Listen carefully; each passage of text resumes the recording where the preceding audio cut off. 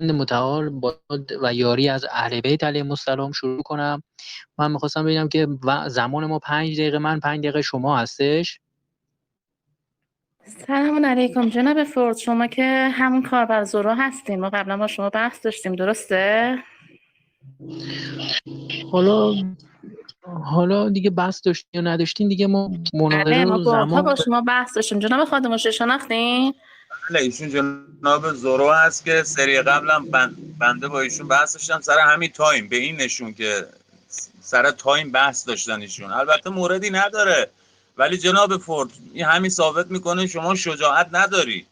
اگر شجاعت داشته باشی با همون هویت واقعی خودت برای بحث میای و زورو که هیچ، فورد که هیچ، جت هم باشی به حول قبیلایی از پست در میاییم. حالا هیچ موردی نداره برای ما شما کی هستی، زوروی، فوردی، فاردی.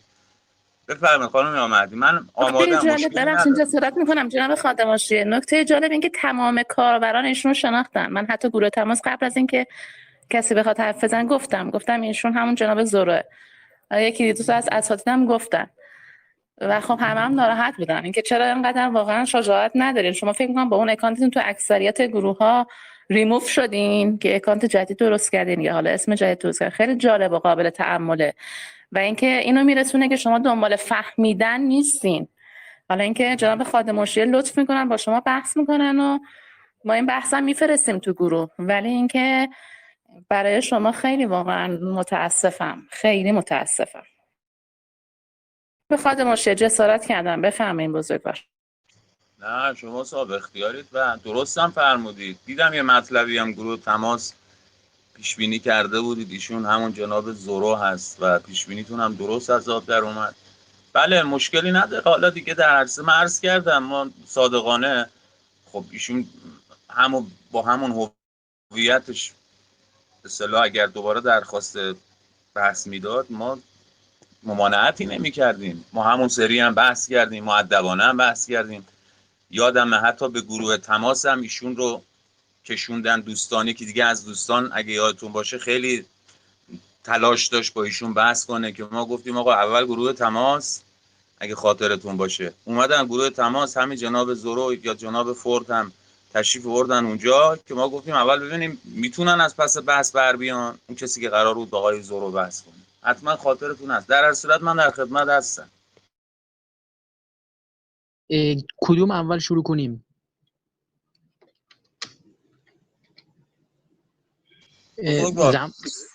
ما بعد از ظهر شروع کردیم، اگر صلاح بدونید و اجازه بدید. ببینید دیگه وقت رو تلف نکنیم چون ما انشالله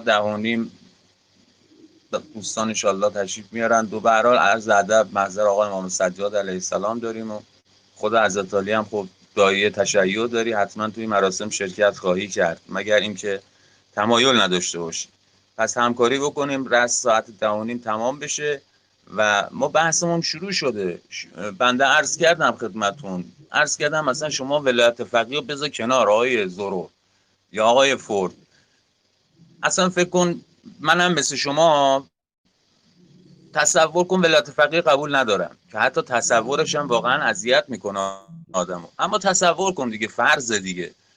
اصلا ولایت فقیه بذار کنار. در عصر غیبت برادر عزیز بزرگوار هزاران بار از امثال حضرت علی ما سوال کردیم اما دریغ از جواب منطقی، جواب پخته، جواب شرعی، جوابی که خدا راضی بشه از اون جوابی که شب اول قبل اگه ازت سوال کردن پاسخ دادی، نکیر و منکر اونجا برخورد درستی باید داشته باشن.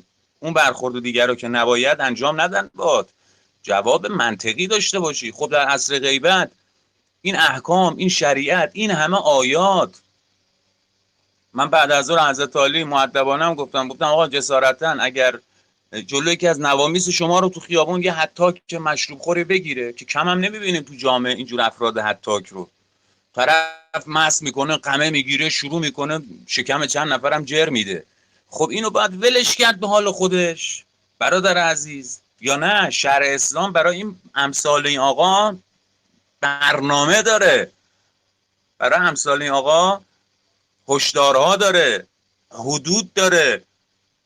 اینو باید شلاقش زد، اینو باید جریمهش کرد، اینو گاهی باید اعدامش کرد اگر مرتکب قتل بشه.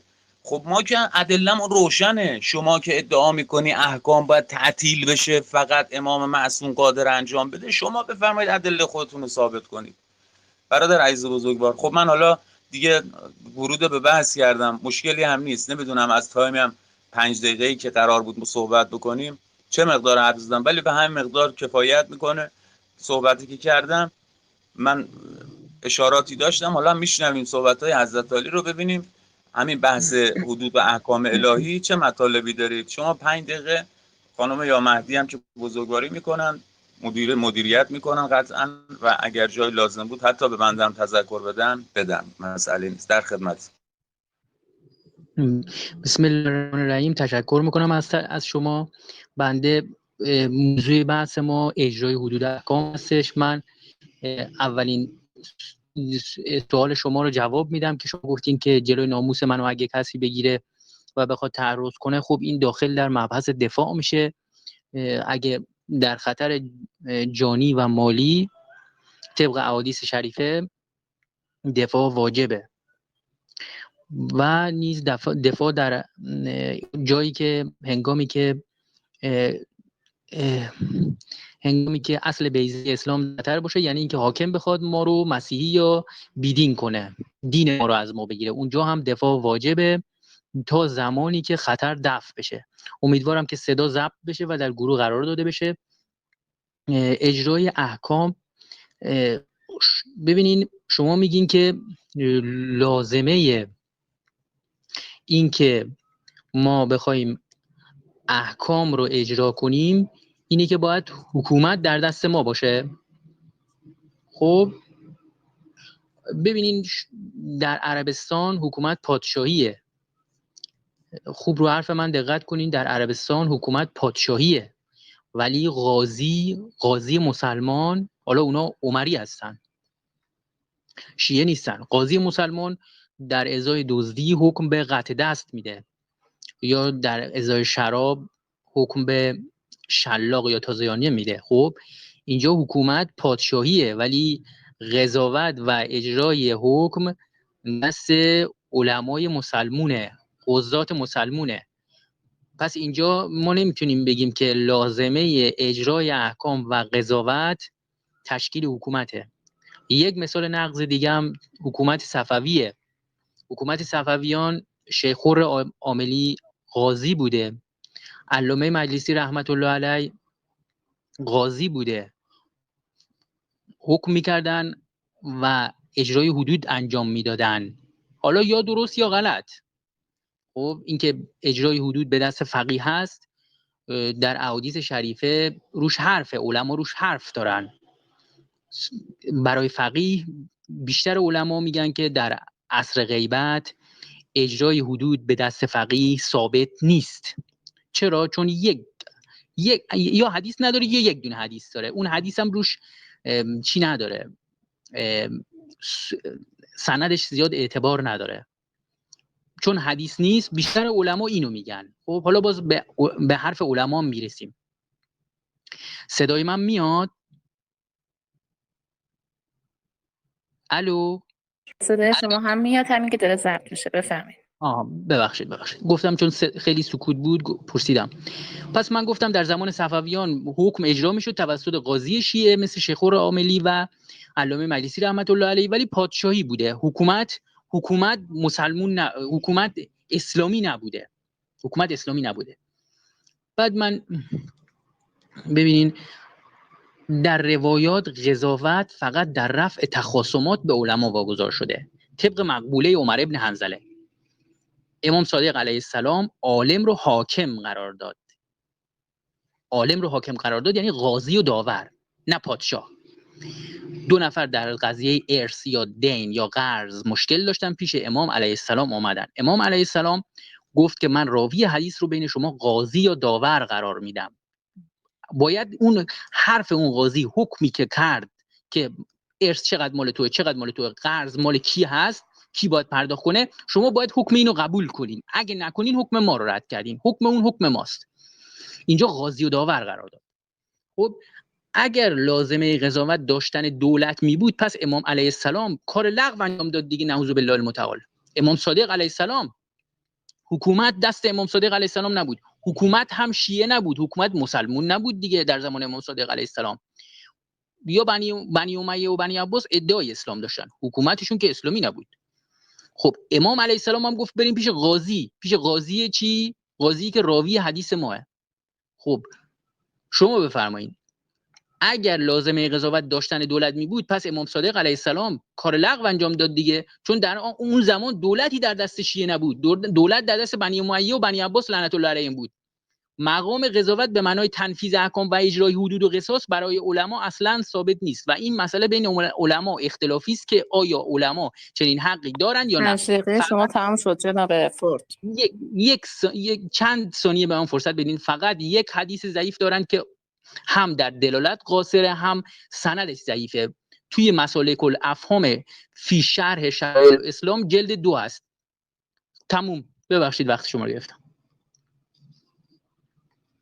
خب 15 ثانیه بیشتر صحبت کردیم. بفرمایید جناب خادم مشیر. بسیار خوب، ممنون. جناب فورد، بزرگوار، صداقت داشته باشید تو بحث، اتهام نزنیم همین اول. بسم الله. بنده کجا گفتم لازمه اجرای حدود اینه که حتما حکومت تشکیل بدیم؟ جواب بدید، از تایم بنده مانعی نداره. کجا اینو گفتم؟ من از کلام تو اینو برداشت کردم. برداشت شما به درد خودتون میخوره برادر عزیز. شما باید اثبات بکنید. بنده کجای سخنم این مطلب رو شما اتهام زدی به بنده؟ من کجا گفتم که لازمه اجرای حدود اینه که حتما؟ اتفاقا برعکس، من عرضم این بود قبل از ولایت فقیه، قبل از جمهوری اسلامی این حدود کیا پیاده میکردن؟ حالا شما داری با زیرکی میخوای کلا یعنی یه جورایی توپو بندازی تو زمین بنده و خدمتون از جوابهایی که سوالهایی که بنده ازتون دارم در پیش رو میخوای از اون فرار بکنی. حکومت عربستان رو برای بنده مثال میاری. بنده خدا حکومت عربستان، بعد جالبه میگی حکومت شاهنشاهیه مثلا مثل جمهوری اون که از جمهوری اسلامی بیشتر داره دخالت میکنه، هم تو منابع عربستان از ولی فقیه، یعنی شاه عربستان به مراتب بیشتر داره دخالت میکنه. مفتی عربستان رو انتخاب میکنه. بله اونها یه سیاستی در پیش گرفتن، گفتن آقا سیاست دست ما باشه، دیانت رو میدیم به علمای وهابی، دیانت رو مباحث شرع و متشرعات رو میدیم به علمای وهابیت.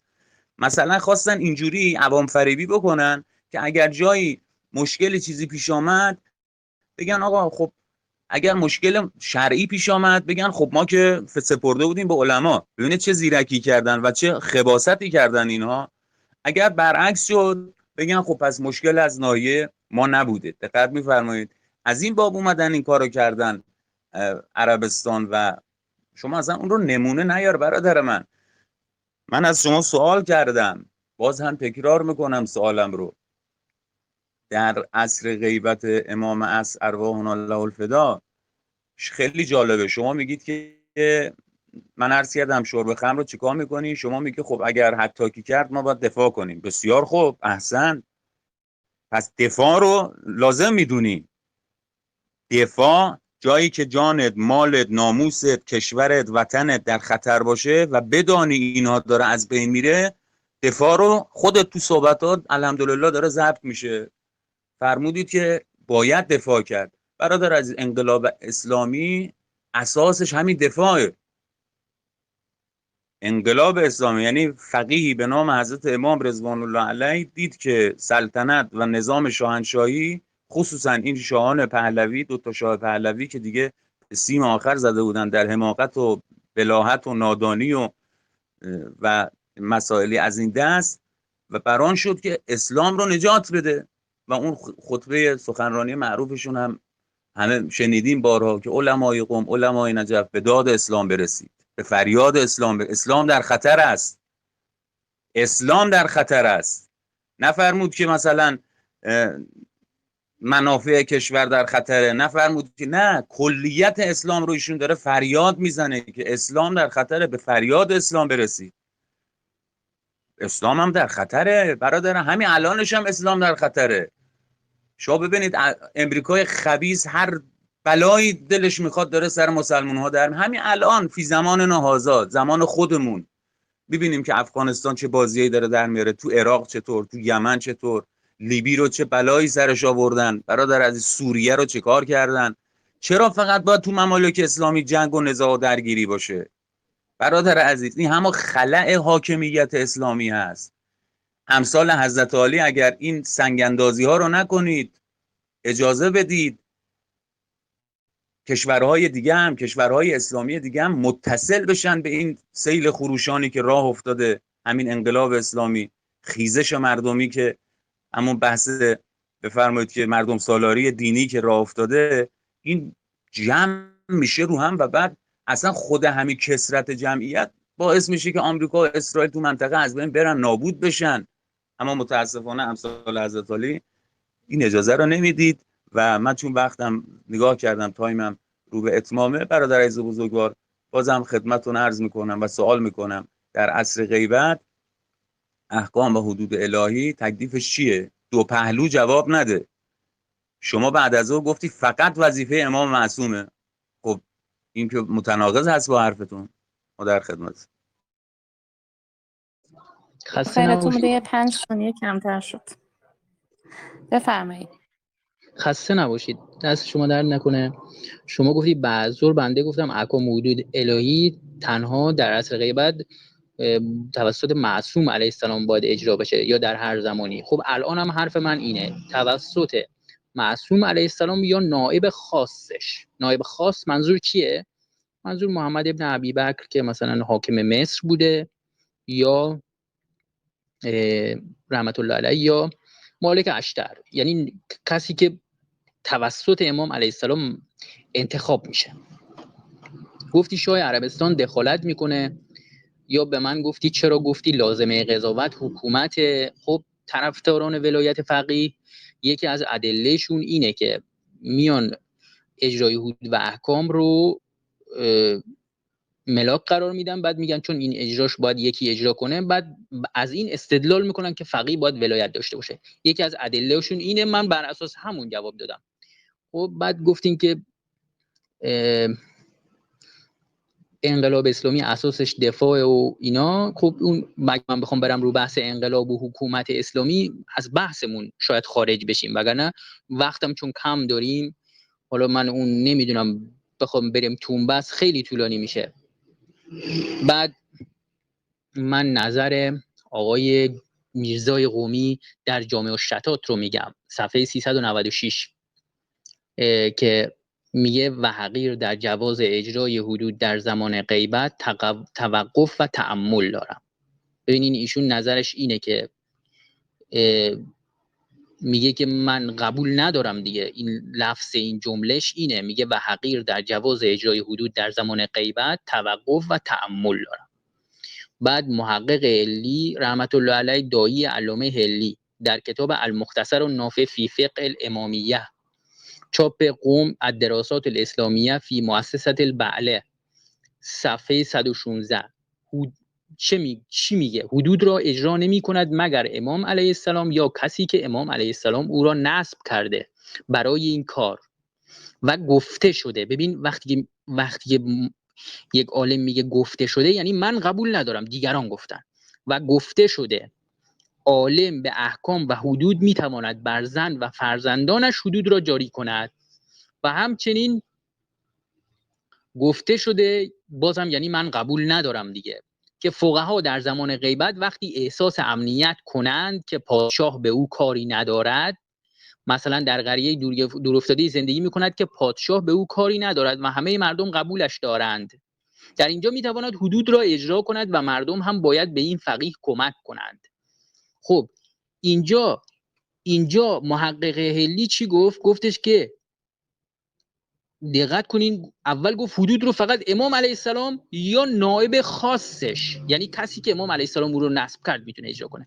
بعد از اونم گفته شد دیگران گفتن عالم به احکام و حدود میتواند بر زن و فرزندانش حدود اجرا کند.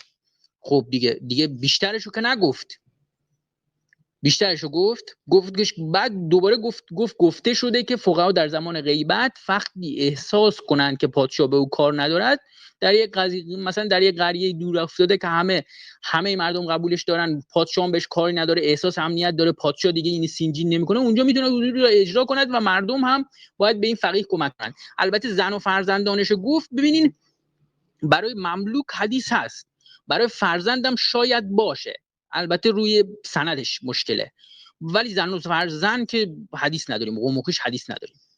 خب شما میگین اجرای حدود، اینجا فقط مملوک رو میشه، یعنی چی؟ غلام و کنیز رو میشه. بعد یه استدلالی هست که من میخوام الان بگم که به فرض جایز بودن اجرای حدود به دست فقها در صورت احساس امنیت و داشتن قدرت، باز هم اثبات نمیشه که فقها باید این قدرت رو لزوما به دست آورند. یعنی واجب نیست که فقیه برای به دست آوردن قدرت برای اجرای حدود تلاش کند. مثلا امام صادق علیه السلام وقتی قدرت داشته باشند واجب است احکام را اجرا کنند، ولی ایشان علیه السلام هیچ وقت سعی نکردند که این قدرت رو به دست آورند. ثانیاً نهایت این است که مقام قضاوت برای فقها ثابت بشه دیگه، و این غیر از حاکمیت و پادشاهی است. ببین اینجا باز شما میای خدشه میکنی میگی که آقا تو میخوای ببری رو حاکمیت. من این حرفو زدم، شما فرض کن ندید بگیر این جمله آخر رو. خب بعدش مخاطب آیات اجرای حدود و احکام کیه؟ امام معصوم علیه السلام نیست دیگه. شما میخوای بگی فقیه یعنی مخاطبشه؟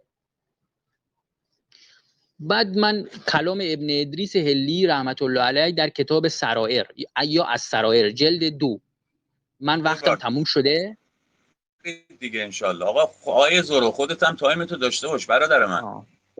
بالا این هست. آره خدا خیرت بده، تایمتو داشته باش که مدیریت کن زمان. وقت شما تموم شده. بسیار خوب.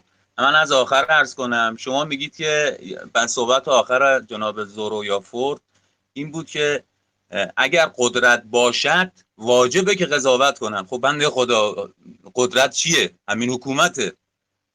یعنی خودت یه جورایی گاف دادی جناب زورو، گاف دادی، عجیبم گاف دادی که گفتی که اگر قدرت داشته باشند فقها واجب است که اینها بیان چیکار بکنن؟ حدود و احکام رو پیاده کنن. قدرت چیه؟ تشکیل حاکمیت و حکومته که قدرت بیاره. شما ببینید در افغانستان نقدن طالبانه که حکومت دستشه، قدرت دستشه. چرا؟ چون به حکومت رسیده، به صندلی و کرسی رسیده. فعلا الان طالبانه. حالا فردا چی بشه که الظاهر بین خودشون هم انشقاق به وجود اومده و چند دستگی که حالا دیگه باشه یه بحث مفصل خدمت دوستان صحبت ها و مطلب ها داره. جناب زورو برادر عزیز بزرگوار، قول مرحوم هلی رو برا من میاری، میگی که بعد میگه گفته شده است، یعنی خودش قبول نداره. از کجا میاری این حرفا رو شما؟ چرا اتهام میزنید؟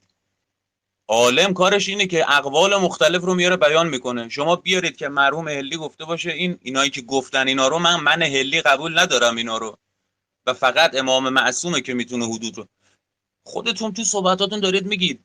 منم حرفم، من بعد از ظهر عرض کردم خدمتتون برات، الحمدلله مطالب اون تو گروه هست. بنده بعد از ظهر عرض کردم در درجه اول احکام و حدود الهی رو بلا شک امام معصوم باید پیاده کنه در جامعه اسلامی. اصلا تردیدی در این نیست. ما خیلی از شما هم شیعه‌تر هستیم خدا را شکر، خیلی هم ولایی تریم. اینجوری نیست که شما فکر کنید که شما ولایی هستید و ما از قافله عقبیم. خیر، به حمدالله ما هم تو قافیه هستیم و ما هم توی حواسمون هست که چی به چیه و کی به کیه. برادر بزرگوار دقت می‌فرمایید، در درجه اول امام معصوم است بلا شک، اما زمانی که امام معصوم حضور ندارد نزاع علمی ما سر همین مطلبه. امام معصوم حضور نداره برادر من،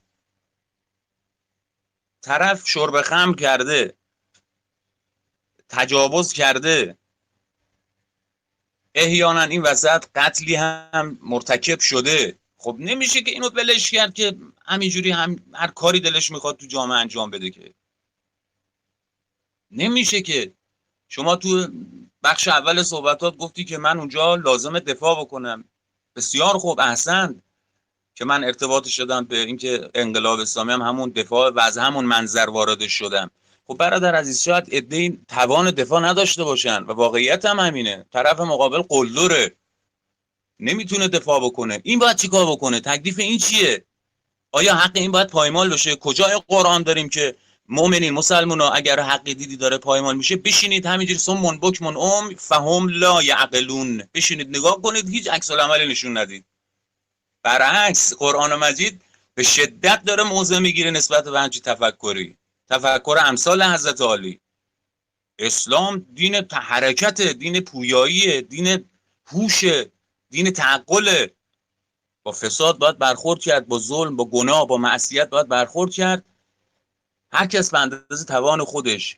علما و فقها اگر توان دارن که باید تماما و به جد و محکم وارد بشن. من تایمم چون داره تمام میشه و خدمتتون عرض کنم این رو عرض کنم در آخر صحبتام. شما گفتید که آیات قرآن که در قرآن مجید آمده احکام حدود مخاطب امام معصومه. مگه ما گفتیم مخاطب امام معصوم نیست؟ مخاطب امام معصومه. اما سوال بنده از شما اینه که آیا فقط امام معصومه؟ آیات قرآن فقط برای پیغمبر امام معصوم علیه السلام نازل شده صلوات الله علیهم اجمعین؟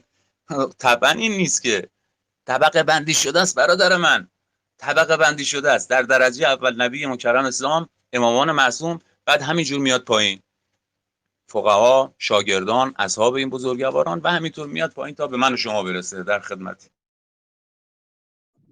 خسته نباشید. ثانیه دیگه شما وقت گفتین که داشتین جناب خادم مشیه. اشکال نداره، ذخیره‌اش فردای قیامت میشه زمانها. در خدمت. خسته نباشید.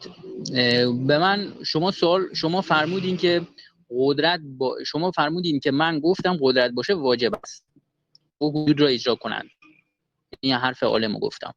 بعد گفتین قدرت انقلاب ایرانه. خب من اون انقلاب ایران رو باید یه مبحث دیگه بذارین که ما اصل انقلاب ایران رو بنده برای من اونجا اثبات کنی که اصل انقلاب ایران شرعیه. خب بعد ما این قدرتی که گفتیم قدرت برای قضاوته. خب قدرت و احساس امنیت و تمکین برای اجرای این حکم و امر قضاوت.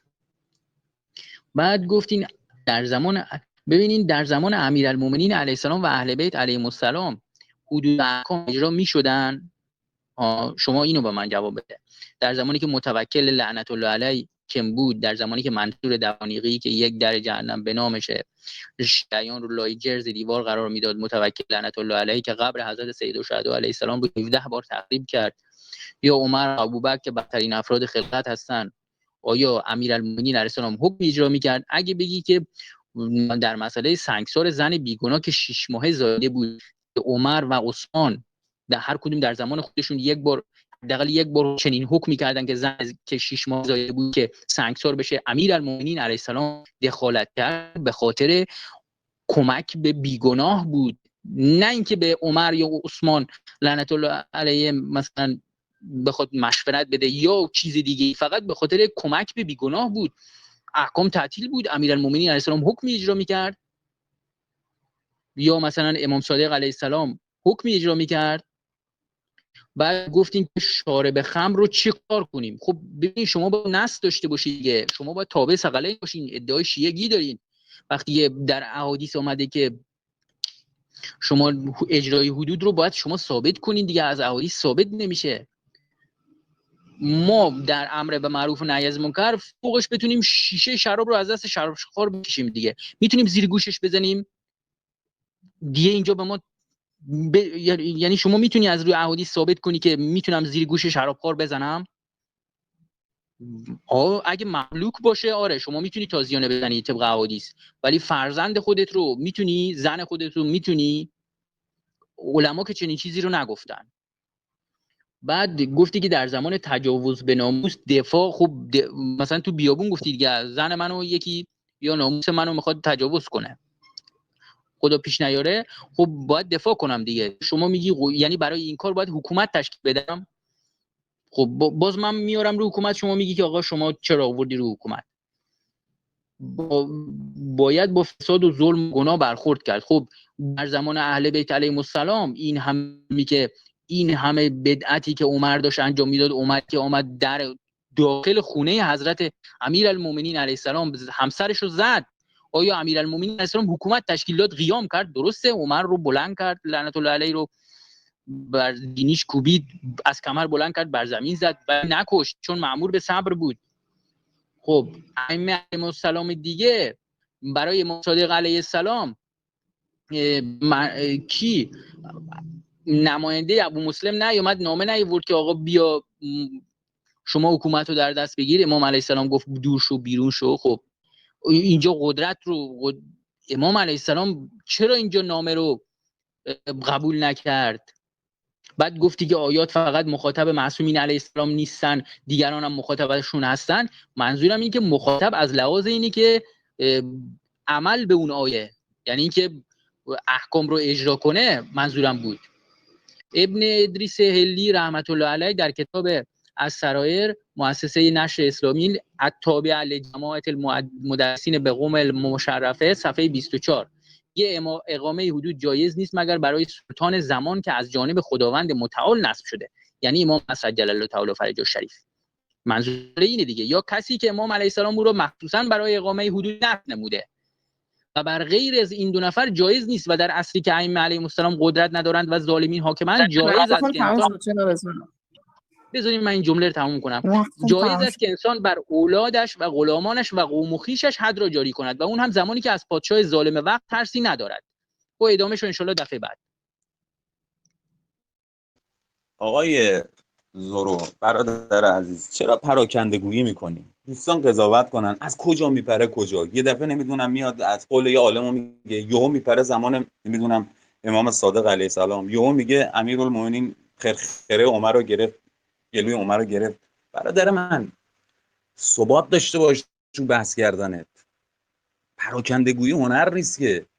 شما یا تلاش دینی که حواس بنده رو پرت بکنی که من از اصل موضوع غافل بشم، ولی به حمدالله خدا حافظه‌ای به ما داده که دونه به دونه این مطالبی که اشاره کردی تو حافظمون میمونه. برادر من بزرگوار، اینو من عرض کنم خدمتتون. شما تأکید داری که امیرالمومنین علیه السلام 25 سال خونه نشسته و تو احکام حدود و پیاده کردن احکام اسلام هم هیچ نقشی نداشته.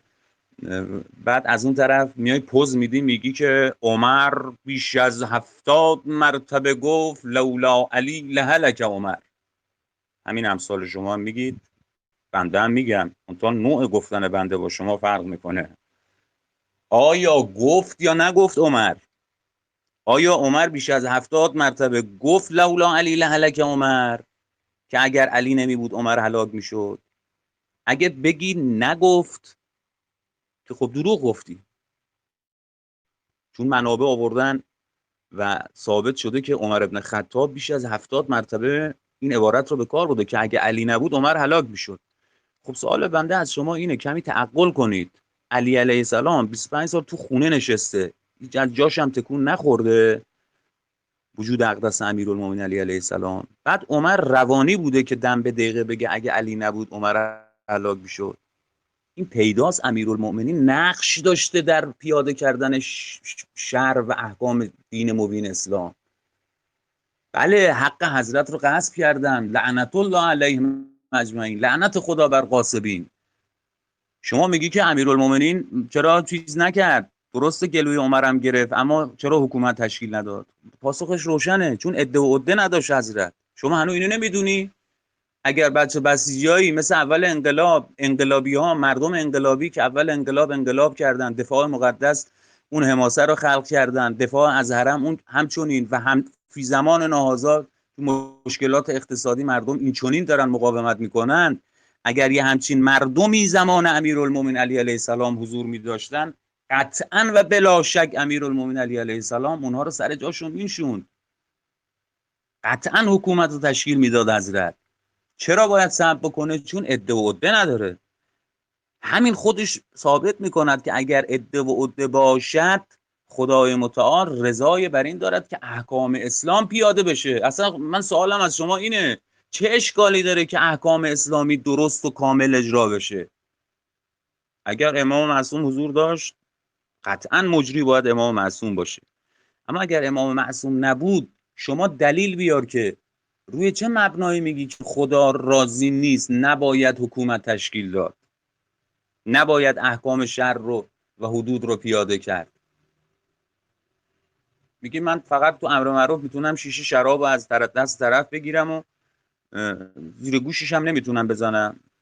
خسته نباشی، یه نوازشش هم بکن دیگه، اصلا یه 2 تا شیشه شراب دیگه سفارش بده براش بیارن، بگو آقا این درصد چیزش بالاتره، به اصطلاح مستر میکنه تو رو. برادر من این نیست که، اسلام این نیست. میگه اگه تو خونه شراب خورد که زهر مار کرد کار نداریم باش ما، اما وقتی آمد بیرون شراب خورد یا نه، مستیش آورد بیرون، آسیب زد به جامعه، آسیب زد به مردم، اینو باید باش برخورد کرد. بنده برای چندمین بار سوالم از شما اینه که کی باید این برخورد رو با این بابا بکنه؟ اصلا ولی فدا بذار کنار، من بازم تکرار میکنم، حکومت اسلامی رو هم بذار کنار، انقلاب، اینا رو از ذهنت پاک کن. اصلا چه کسی و چه کسانی باید با اینجور افراد هتاک برخورد بکنن؟ نمیتونی بگی که اینا احکام باید تعطیل بشه که برادر من. در خدمت. خسته نباشید. بنده شما گفتیم پراکندگی میکنم، من اگه چون وقت کمه من مجبورم که تندتر بگم، شاید از این موضوع به اون موضوع میپرم، خارج از موضوع صحبت نکردم. شما موضوعاتی رو مطرح میکنید که من مجبورم برای جواب به اون از این بحث اجرای حدود خارج بشم. ببینین شما گفتید عمر گفته لولا علی لهلکر عمر. خب اینجا این کتابو ابن ابوالحدید در این کتابش گفته اینو. خب ابن ابوالحدید خودش زیاد آدم معتبری نیست. خب بعدش امیرالمومنین علیه السلام اگر مثلا یک مسیحی یا یک یهودی می آمد سوال میکرد، عمر و ابوبکر درمانده میشدن، میفرستادن سراغ امیرالمومنین علیه السلام، خب واضحه که امیرالمومنین علیه السلام برای نجات اسلام پاسخ میداد. یا در ماجرای اون سنگسار هم که گفتم. بعد گفتین که امیرالمومنین علیه السلام در اجرای احکام نقش داشته، خب نمونه که نیاوردین. بعد گفتین آقای خمینی عده داشته اون نداشتن. حالا این باز خروج از بحث میشه دیگه. بعد گفتین چه اشکالی داره که احکام اسلامی درست اجرا بشه. خب ببینین شما باید از روی روایات اول ثابت کنید که احکام اسلامی رو فقیه میتونه اجرا کنه، اینو باید اول ثابت کنید دیگه. بعد گفتین امر معروف و نهی از منکر، بعد شیشه شراب رو گفتین. خب ببینید شما اگه امر معروف و نهی از منکر داری میگی، شیشه شراب رو گرفتی بزنی زیر گوشش، اون دیگه زدن دیگه خارج از امر معروف و نهی از منکر میشه. یعنی شاید جوابش رو باید از روی حدیث ثابت کنی. بعد گفتید که مثلا کی باید با این مشروب خور برخورد کنه. خب بازم میگم باید اثبات کنی که احکام و حدود رو فقیه میتونه اجرا کنه، ما میتونیم اجرا کنیم. من کلام ابن ادریس هلی رو در کتاب السرایر جلد 2 مؤسسه نشر اسلامی تابع لجماعت المدثین به قوم مشرفه صفحه 24 خوندم، دوباره ادامهش رو میدم. از اول میخونم: اقامه حدود جایز نیست مگر برای سلطان زمان که از جانب خداوند متعال نصب شده، یعنی امام معصوم علیه السلام دیگه. تو کسی که امام علیه السلام رو مخصوصا برای اقامه حدود نصب نموده و بر غیر از این دو نفر جایز نیست، یعنی امام معصوم علیه السلام یا نایب خاصش مثل محمد ابن ابی بکر رحمت الله علیه یا مالک اشتر رحمت الله علیه. و در اصلی که ائمه علیهم السلام قدرت ندارند و ظالمین حاکمند، جایز است که انسان بر اولادش و غلامانش و قوم و خویشش حد را جاری کند، و اون هم زمانی که از پادشاه ظالم وقت ترسی ندارد. خب البته من روی این حرفش تایید کامل نمی‌کنم، چون غلامانش رو قبول داری ولی اولاد و قوم و خویشش روش حرفه. خب بازم این عالم داره بیشتر از این رو نمیگه، میگه فقط اولادش، غلامانش، قوم و خویشش، یعنی زن و فرزند مثلا فرض کن پسرعمو و اینا. و بعد میگوید تنها اجرای حدود روی غلام را قبول. ببین من بعد خودش میگوید تنها اجرای حدود روی غلام را قبول دارم، بقیه را که اجرای حدود روی فرزند و قوم و خویش بود را قبول ندارم. این خود عالم گفته ادامش.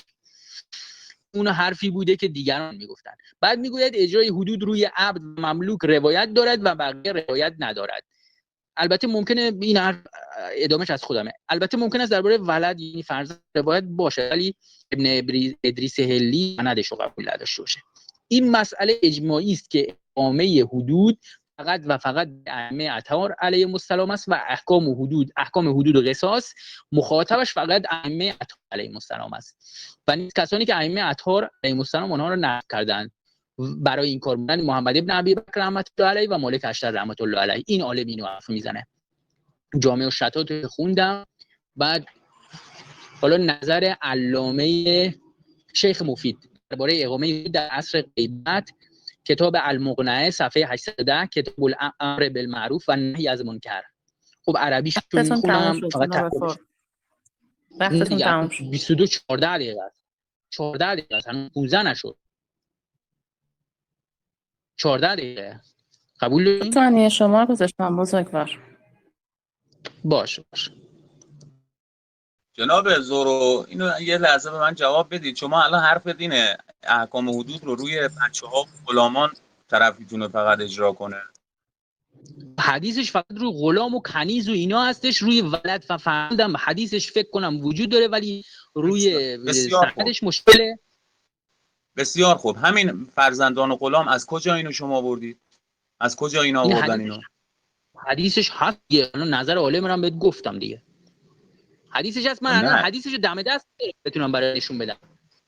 همین دیگه. اینو باید شما دقیق چیز کنید که اینو از کجا آوردن. اگر بس میدونید من میخوام چی بگم برادر عزیز بزرگوار. عرض بنده اینه اگر اجرای حدود زمان امام غیبت باید تعطیل باشه، کلا باید پارتی بازی نیست که اینجا هم شده پارتی بازی فقط رو بچهای خودش و غلام و اینا. چون میدونید که اجرای حدود یعنی پیاده کردن حق، پیاده کردن عدل در جامعه. از این باب میگم پارتی بازی مگه؟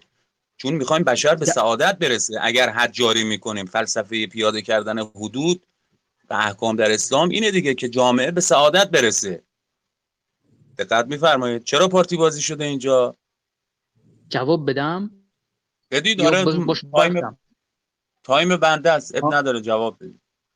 ببین شما میگی که روی غلام و کنیز ما که توی احکام اسلام نمیتونیم عقل خودمون رو وقتی که نص هست عقل خودمون رو که نمیتونیم دخالت بدیم. قبول داری؟ آفرین. شما الان مدت هاست داری با عقل خودت جلو میای. وقتی نص هست بنده میگم شما هی میگی روایت حدیث، من میگم آیات قرآن داره میگه آقا احکام اسلام باید پیاده بشه.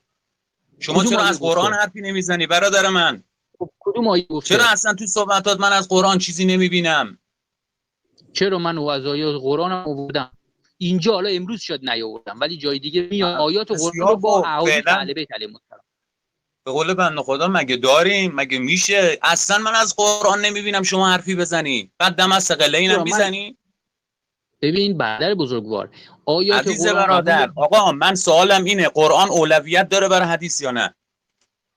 خب قرآن بین آیات بدون تفسیر بدون کلام اهل بیت علیهم السلام میشه کلام عمر که گفت حسبنا کتاب الله.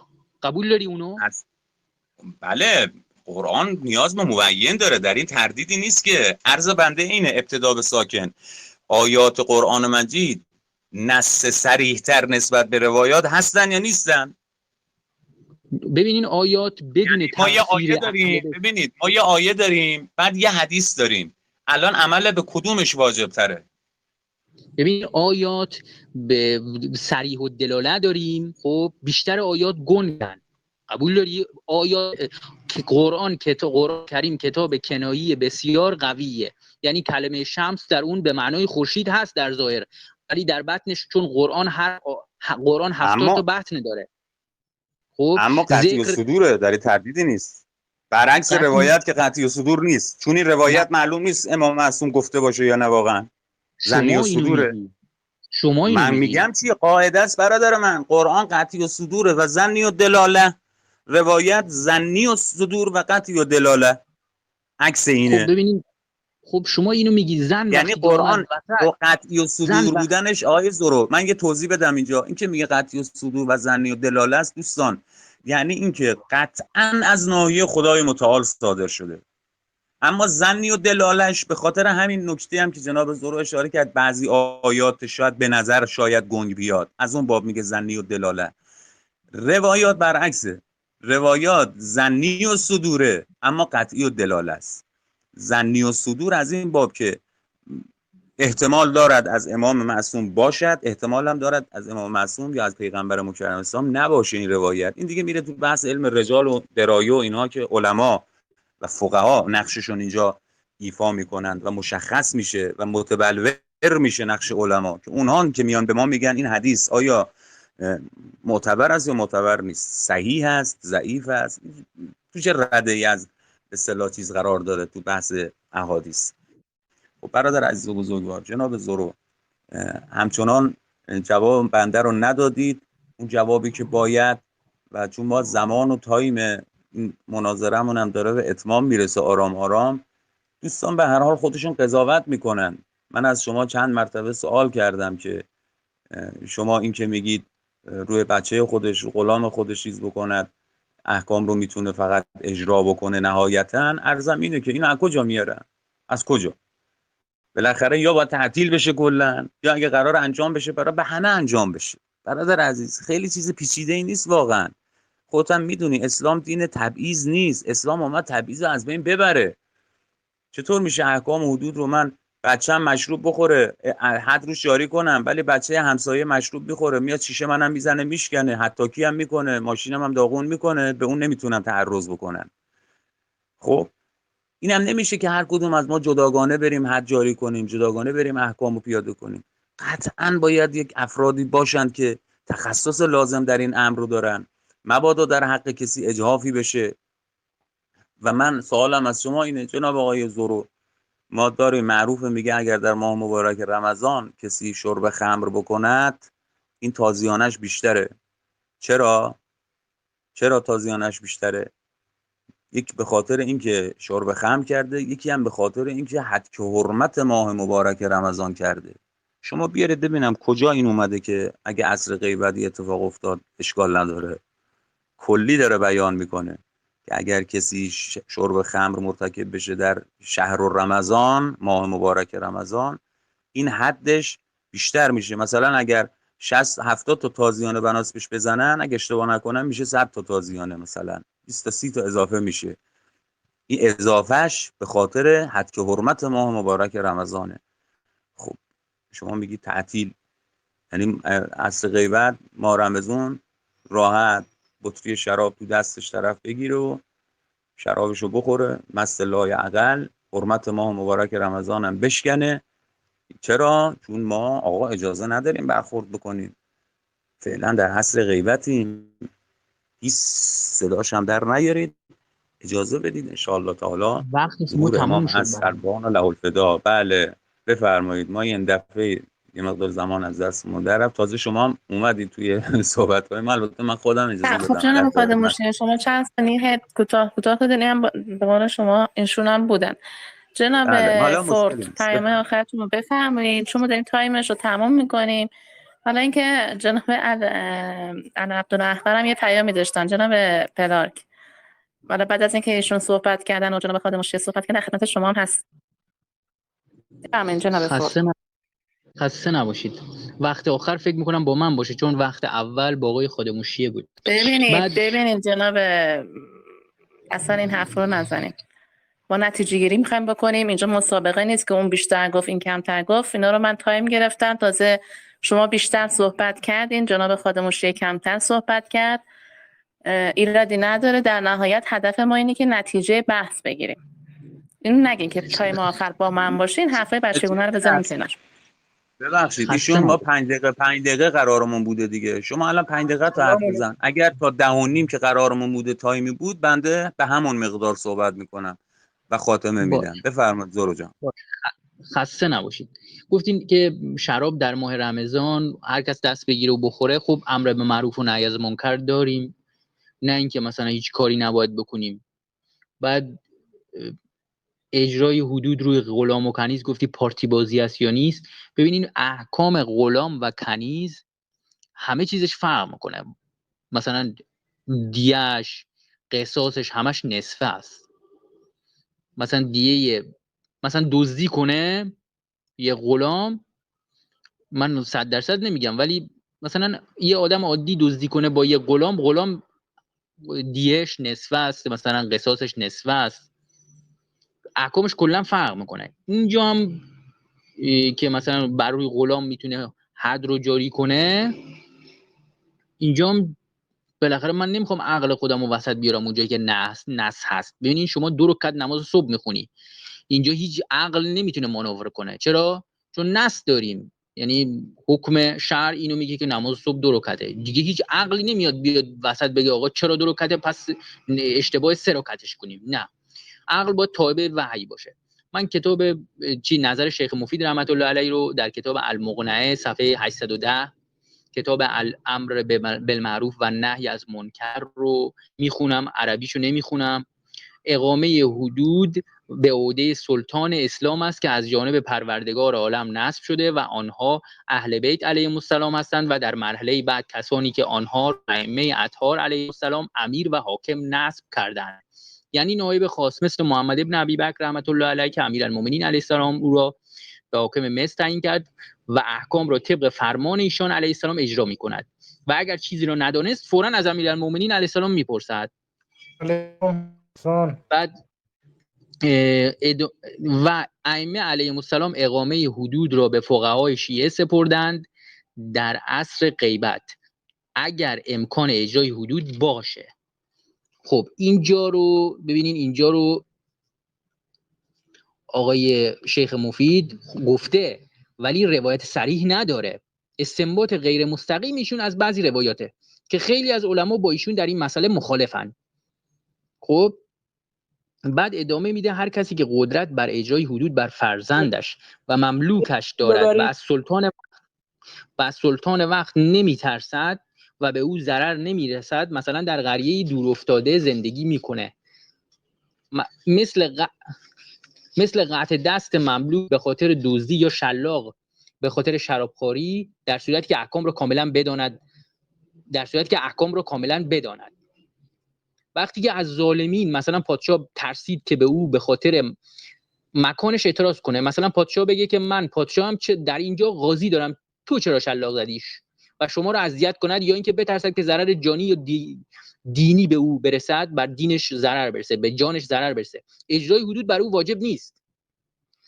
خب ببینین، اولا حاکم عالم مثل شیخ مفید، حکم عالم مثل شیخ مفید برای ما حجت نیست، این حرفش حدیث نداره. ثانیا لازمه اجرای حدود داشتن حکومت نیست. بعد خود شیخ مفید اینجا چی گفت رحمت الله علیه؟ گفتش که در نهایت اگه قدرت داشته باشه بر فرزندش و مملوکش میتونه احکام رو اجرا کنه. خب بیشتر که نگفت، که گفت بیشتر فقها نظرشون چیه؟ اینه که اقامه حدود فقط و فقط در دست اهل بیت علیهم السلام و نواب خاص اونها، و بعضیا ادعای اجماع هم کردن. این که شما میفرمایید که آقا ما اجرای حدود رو استدلال قرار میدی، خب وقتی که اجرای حدود فرض کنیم مثلا فرزند و زن و بچه و غلام هم باشهش، خب اجرای حدود باز زیاد نیست، این که چندان نیاز به قدرت آنچنانی نداره که بیایم بر اساسش بیایم بگیم آقا ما باید یک حکومت تشکیل بدیم. خب حرف من دیگه فکر کنم کاملا جا افتاد که نظر من چی هست. بعد من برای حرفام دلیل آوردم از حرف علما. خب این که گفتین آیات قرآن رو نیاوردیم، خب شما آیاتی قرآنی آوردی، آیه قرآنی آوردی که دلالت کنه اجرای حدود به دست فقیه است و این فقیه باید حاکم باشه. حالا حکومتی چی؟ اجرای حدود به دست فقیه. شما آیه تموم شد جناب، تایمتون تموم شد. خداحافظ شما، خیلی ممنون.